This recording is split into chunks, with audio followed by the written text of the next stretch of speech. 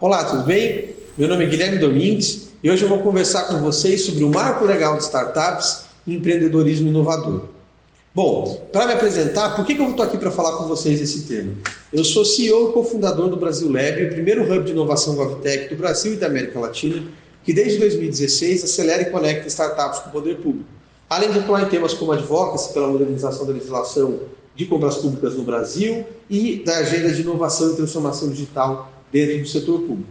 Eu sou também advogado, com especialização e mestrado em Direito Administrativo e professor de Direito Digital, Inovação e Compras Públicas e Transformação Digital no setor público em diversos cursos de pós-graduação no Brasil. Bom, então como eu falei, o tema de hoje é Marco Legal de Startups e Empreendedorismo Inovador. Essa é uma legislação super nova, que foi criada e promulgada, aliás, em 2021, por meio da Lei Complementar 182 de 2021. E por que o Marco Legal de Startups e Empreendedorismo Inovador é importante para quem está nos assistindo dentro de um evento voltado para inovação e transformação digital dentro do setor público? Especificamente, ele é importante porque ele foi criado com uma lógica de tentar responder a seguinte pergunta: como a gente pode usar o poder de compra do Estado, do setor público brasileiro de maneira geral, para com isso fomentar o ecossistema empreendedor e inovador no Brasil por meio da digitalização e inovação no âmbito dos serviços públicos? Essa, na verdade, foi uma das perguntas que foi respondida no âmbito de um comitê interministerial que foi criado ainda em 2019, juntando na época representantes do Ministério da Economia, Ministério da Ciência, Tecnologia e Inovação, das universidades, do terceiro setor, de diversas organizações do Brasil, para criar uma legislação voltada especificamente para as startups. Como você sabe, startup é uma empresa de base tecnológica que tem um modelo de negócio que seja escalável, portanto que ele vai crescendo muito rapidamente conforme essa tecnologia ou a solução desenvolvida por essa startup vai sendo incorporada, seja da iniciativa privada, seja no setor público. E exatamente por ser um modelo de negócio muito diferente e inovador, algumas peculiaridades da forma de atuação dessas empresas demandavam uma legislação mais específica, que protegesse os investidores, a figura, por exemplo, dos contratos de investimento anjo, que vai ter uma conversa que vocês vão acompanhar aqui também no Colab Gov Summit, e além disso, tentasse estimular o desenvolvimento desse tipo de empresa. Então foi reunido, como eu falei para vocês, um grupo de especialistas, e eu tive a honra e a responsabilidade de ser o especialista convidado para coordenar o comitê de compras públicas, ou seja, que é discutir o capítulo dentro desse marco legal de startups que trataria dessa temática de como usar o poder de compra do Estado para fomentar o empreendedorismo inovador dentro do Brasil. Eu lembro que foram reuniões muito intensas e que o principal debate acabou sendo deixado bem para o final da criação dessa legislação foi aquele que traria o que é a definição de uma startup, né? Tem gente que diz, por exemplo, que a Amazon é uma empresa startup até hoje, porque ela tem um modelo de negócio escalável e que vai tendo um crescimento muito acelerado, apesar de já ter sido criada há muitos anos. Mas claro que geralmente o conceito mais aceito hoje são de empresas nascentes ou que são muito recém-criadas e que estão desenvolvendo um negócio que não existia antes e que, portanto, é altamente inovador. Assim que o Marco Legal de Startups e Empreendedorismo Inovador já trouxe, por exemplo, uma definição do que é startup. Ele vai dizer que startup é aquela empresa que tem um faturamento bruto anual de até 16 milhões no ano calendário anterior, ou de 1,3 milhões multiplicado pelo número de meses de atividade no seu ano calendário quando ela for inferior a um ano. Da mesma forma, ela só pode ter até 6 anos de inscrição no Cadastro Nacional de Pessoa Jurídica, no CNPJ. E ela precisa atender também pelo menos um dos seguintes requisitos, ou seja, no seu ato constitutivo ou alterador, ela tem que ter a utilização, a previsão de que ela se utiliza de modelos de negócios inovadores, ou então ela tem que estar enquadrada no regime especial do Inova Simples.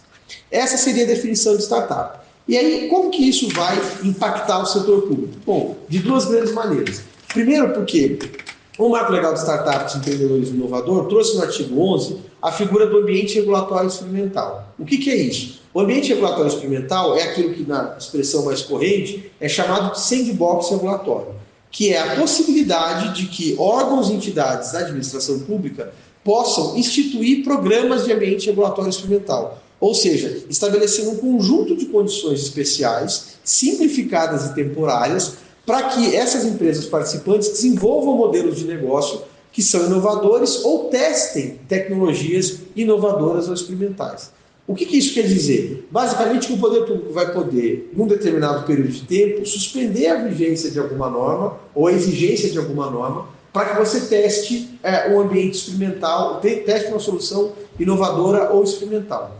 Isso já aconteceu aqui, por exemplo, no Brasil. O primeiro exemplo que a gente teve foi o da Vila A Inteligente, que foi um bairro desenvolvido em Foz do Iguaçu, ainda antes até do Marco Legal de Startups e Empreendedorismo Inovador, num projeto junto com o Parque Tecnológico de Itaipu, em que você ia testar soluções de inteligência semafórica, de monitoramento de câmeras de segurança, e ali aquele bairro, aquela determinada região que chamava Vila A Inteligente, você não ia ter as mesmas normas de trânsito, por exemplo, que você tinha antes na cidade, para testar essas novas tecnologias. Tá? Isso é um ambiente regulatório experimental que, claro, era importante, porque já tinha alguma coisa parecida com isso dentro da lei de liberdade econômica, né, que foi criada no Brasil, mas que não tinha com a clareza de detalhe e com essa possibilidade de que daí não só a União, mas também estados e municípios adotassem essa figura. No exemplo que eu utilizei para vocês do Vila Inteligente, era uma lei municipal de inovação da Prefeitura de Foz do Iguaçu que instituiu essa política. E agora ela pode ser criada em qualquer município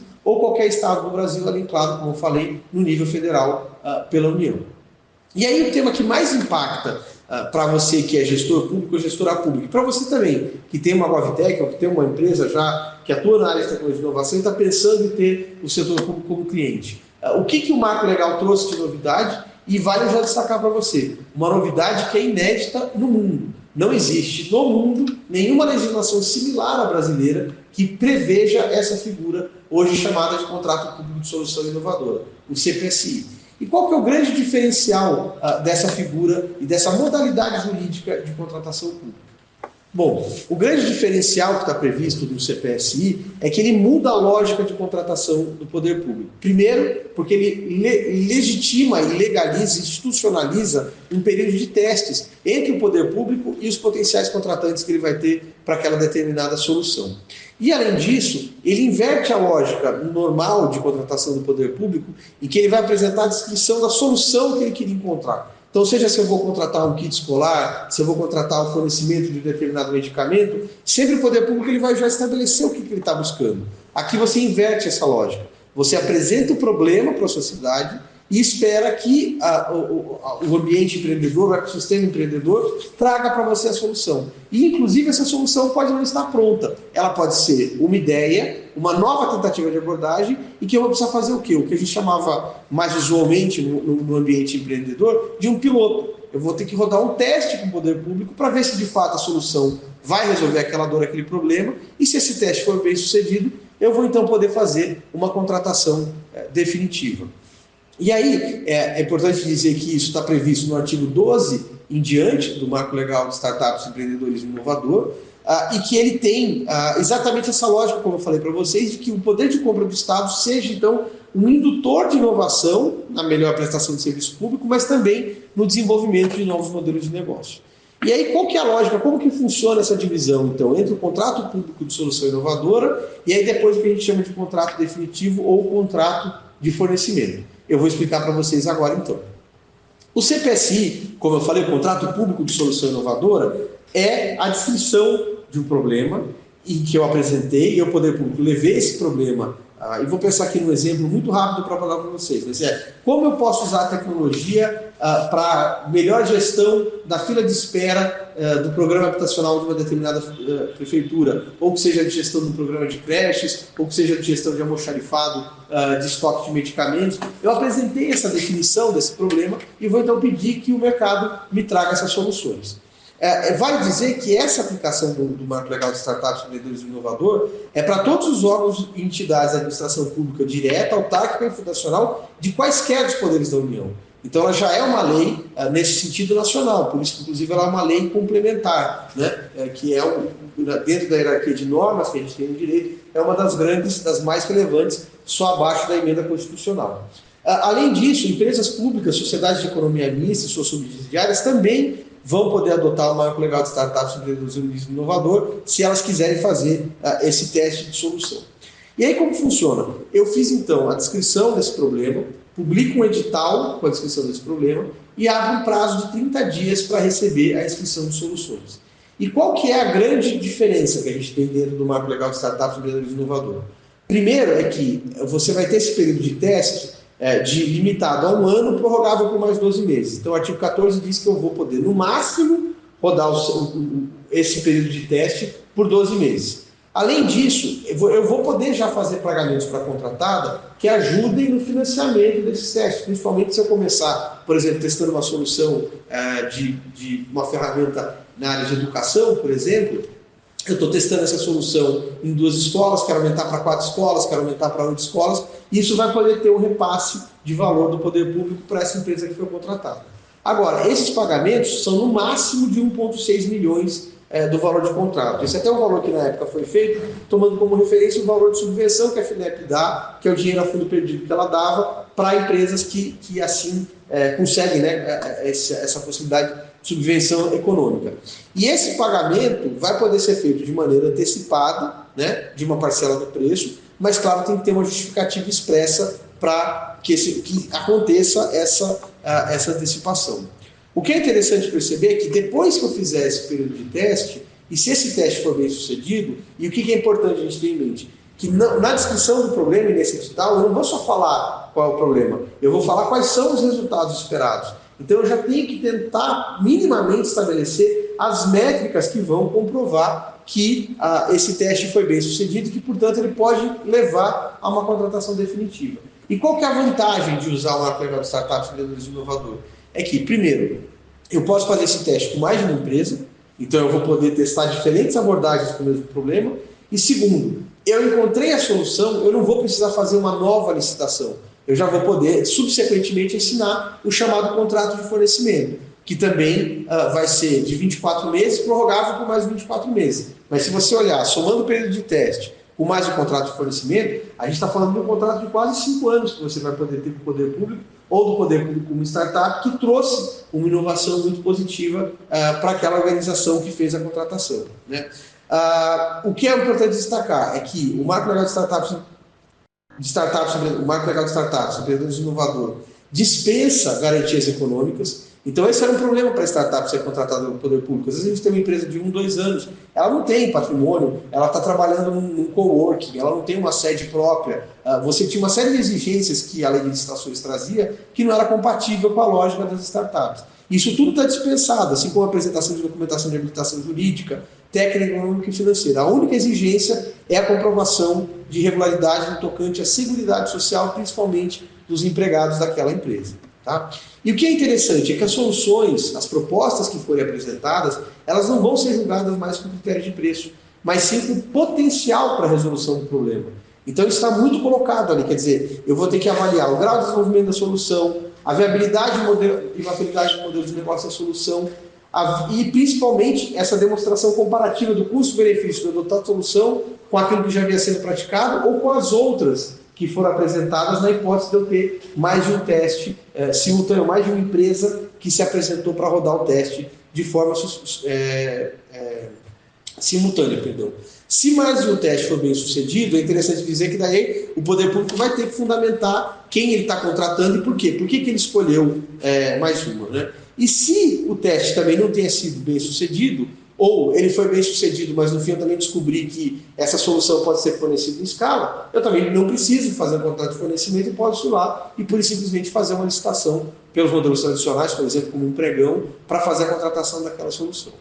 Para isso ficar mais claro, eu estou trazendo aqui para vocês, nessa imagem, agora um gráfico que foi elaborado pelo meu colega Rafael Fazio, que é o procurador do Estado de São Paulo, que faz aqui todo o caminho que você vai ter que percorrer, você gestor ou gestora pública vai ter que percorrer para fazer, então, a aplicação do marco legal de startups e empreendedorismo inovador dentro da sua organização pública. Então, eu primeiro fazer a descrição do problema e dos resultados esperados, e é isso que hoje vai dar mais trabalho, acredite em mim, que é você partir de uma lógica de identificar um problema e transformar o problema num desafio. E aqui eu já deixo uma recomendação de leitura para vocês, que é o livro How to Solve Public Problems, da professora Beth Novak. É um livro em inglês, mas que já tem, acho que ainda não tem tradução disponível para o português, mas que ele faz exatamente esse exercício de como é que eu identifico um problema e transformo um problema num desafio dentro dessa metodologia chamada How Might We, que em bom português é o como podemos. É tentar traduzir aquele problema que você apresentou para um desafio. Como podemos usar a tecnologia para? Feita essa descrição do problema e dos resultados esperados, eu faço a publicação do edital e tenho então 30 dias corridos para a apresentação das propostas. E quem vai avaliar essas propostas? Isso é um outro ponto interessante da legislação. E que a gente trouxe essa ideia de que tinha que ter um elemento externo ao poder público ali, exatamente com essa ideia com essa lógica de cocriação e de oxigenação do poder público. Então você vai ter que montar uma avaliação por uma comissão especial que vai ter que ter 2 representantes do poder público e um representante externo, que idealmente você vai poder ter que chamar um professor de alguma universidade pública que esteja ali na cidade, ou hoje com as ferramentas de tecnologia, claro que você vai poder também fazer por Zoom, chamar uma pessoa para participar disso de maneira remota. Tá? Aí eu faço essa fase de habilitação simplificada, vou para a fase de negociação, e isso é muito interessante, tá? Porque você pode ter uma negociação se de repente a empresa que vai fornecer viu que as métricas não estavam bem claras, ou acha que não são as melhores métricas para avaliação, ela vai poder apresentar isso. E a gente teve um caso que foi o da Lemobis, que foi o primeiro contrato de fornecimento assinado pela Petrobras, assinado no Brasil, perdão, dentro do Marco Legal de Startups de Empreendedorismo Inovador, que foi feito pela Petrobras com a Lemobis, que tem todo um vídeo no YouTube deles, apresentando essa negociação, como ela foi feita de maneira transparente, dentro de uma plataforma que tinha sido criada ali pela Petrobras, que eu acho que é um exemplo interessante para você acompanhar se você está nos assistindo. Isso tudo deu certo, eu vou homologar esse contrato, então está assinado o CPSI. Rodei o CPSI, as metas foram assinadas, eu passo então para essa hipótese do contrato de fornecimento, que vai ter aqui essas 2 vigências que a gente colocou. O da solução de inovadora é até 24 meses, 12 meses mais 12 meses, com valor máximo de 1,6 milhões, e o contrato de fornecimento com uma vigência máxima de 48 meses, 24 meses prorrogáveis por 24 meses, e com valor máximo de 8 milhões de reais. Mas como vocês podem ver, são valores muito relevantes. E quando a gente pensa em soluções desenvolvidas por startup, na maioria das vezes hoje, é um modelo de negócio de software como serviço, o SaaS, o Software as a Service. E isso já é uma coisa que barateia bastante a contratação dessas soluções, porque exatamente as startups ganham na escala, na facilidade que ela tem de fazer a implantação dessa solução e a adoção dela por diferentes órgãos públicos. Bom, era isso que eu tinha para compartilhar com vocês de uma maneira bastante resumida sobre o Marco Legal de Startups e Empreendedorismo Inovador. Eu queria aproveitar essa oportunidade para te convidar também para assistir a minha outra palestra aqui no Colab Gov Summit, que é sobre o estágio atual do ecossistema GovTech no Brasil. Nela eu apresentei o Mapa GovTech, um estudo que foi feito pelo Brasil Lab e publicado esse ano de 2024, em que a gente inclusive listou 46 casos de aplicação do Marco Legal de Startups e Empreendedorismo Inovador no Brasil, e também todos os casos já conhecidos de implantação de sandbox regulatório feitos aqui no país. Isso tudo está descrito com um hiperlink para você ir lá e visitar cada um desses programas. Queria mais uma vez agradecer ao Colab pelo convite, na pessoa do Gustavo Maia, pela oportunidade de estar aqui com vocês hoje conversando sobre isso. Fazer um convite para você que não acompanha o Brasil Lab nas redes sociais para conhecer mais do nosso trabalho, seja no Twitter ou agora X, no Instagram, no Facebook, no LinkedIn e principalmente no YouTube, onde a gente tem um canal com mais de 3 mil seguidores e tem todos os Demo Days do nosso programa de aceleração de startups GovTech, o Demo Day do nosso programa de aceleração digital de municípios. Então, muito conteúdo para você conhecer nessa temática de inovação e transformação digital no setor público. E também, claro, aqui o meu e-mail e as minhas redes sociais no @guidomingues com Z. Você vai me encontrar também nessas redes sociais todas que eu falei e principalmente no LinkedIn, caso você tenha alguma dúvida, queira deixar alguma crítica, um comentário ou uma sugestão para a gente trocar ideias sobre o Marco Legal de Startups e Empreendedorismo Inovador.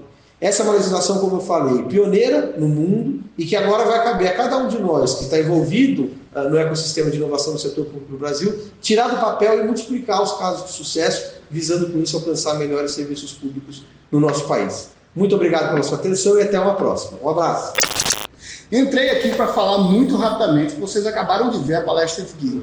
Gui tem uma experiência enorme como advogado, como um grande estudioso, um acadêmico aí na área de processos de contratação. Então, ele falou bastante, inclusive, sobre o CPSI, o Contrato Público de Solução Inovadora. Vou aqui fazer um jabazinho do Colab. A gente foi contratado, assim, recentemente pelo Tribunal de Contas da União para um Contrato Público de Solução Inovadora para fiscalização de obras de pavimentação pelo Brasil. Enfim, mas não é sobre isso que eu quero falar. O que eu quero falar é, vocês gostaram de Gui. Gui é incrível, faz um trabalho muito interessante frente ao Brasil Lab, mas também como advogado. Então, se vocês quiserem conversar sobre onde você está aí, como fazer uma contratação pública de uma forma muito inovadora, usando o Marco Legal de Startup, fala com ele. vá por mim, fala com ele, pergunta, tenta saber, contrata ele como advogado, sei lá, não estou aqui para fazer jabá dele especificamente, mas vale a pena, tenta ver. É importante que a gente junte as pessoas boas, as pessoas que estão há muito tempo nesse mercado tentando ver esse tipo de contratação, porque é uma das coisas mais difíceis desse mercado, para que a gente consiga definitivamente fazer transformação digital, fazer inovação dentro do governo. Fechou? Tem outra palestra de guia, assista as duas, essa daqui e a outra do mapa de Movitex também do Brasil Lab, que é bem legal. Valeu!